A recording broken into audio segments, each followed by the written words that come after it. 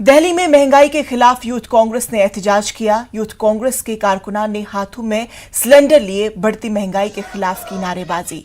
उन्होंने कहा कि जल्द ही पेट्रोल डीजल की कीमत 150 रुपए के पार हो जाएगा।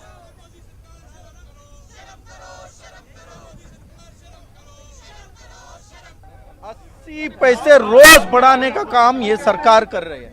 80 पैसे, अब की बार 150 पार। जो इनका जो स्मृति ईरानी हो 2014 में, प्रकाश जावड़ेकर हो, रविशंकर प्रसाद हो, निकम में सरकार कहते थे। इनका तो बहुत संस्कार सरकार है। फिर क्या कर रहे हैं? जो 14 में डयान बन के है सरकार कह रहे थे, उस डयान को डार्लिंग बन के घर पे बिठा दिया है सरकार ने।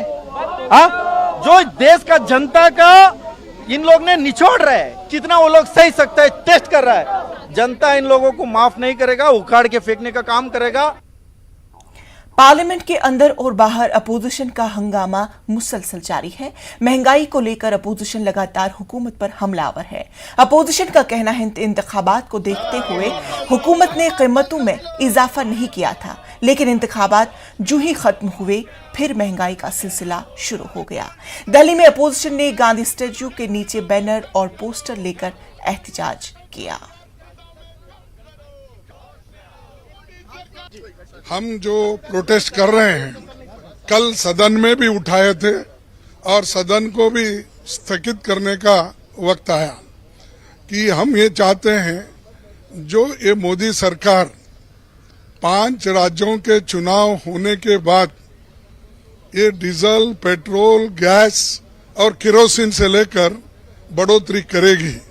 ये राहुल गांधी जी ने भी पहले ही ट्वीट किया था, तब वो लोग मजाक उड़ाए थे। लेकिन ये आज सच हो रहा है कि वो खुद पेट्रोल के दाम भी बढ़ाए, डीजल की दाम बढ़ाए, गैस की दाम बढ़ाए, यहाँ तक कि गरीबों के लिए जो केरोसिन होना उसके भी दाम बढ़ाए। 10,000 करोड़ रुपए लूटने की साजिश ये सरकार की है, कर रही है। उसीलिए उसके प्रोटेस्ट में यानी लोगों के इस ग्रीवेंस को देश के सामने लाना, सदन के सामने रखना, सदन के बाहर रखना, ये कोशिश हमारी है। इसीलिए आज ये प्रोटेस्ट कर रहे हैं। See, you know that the government has been hiking up the prices of petroleum products, including cooking gas, in such an exorbitant manner that it has become an uphill task of the common people to consume the petroleum products. However, it is the absolute necessity of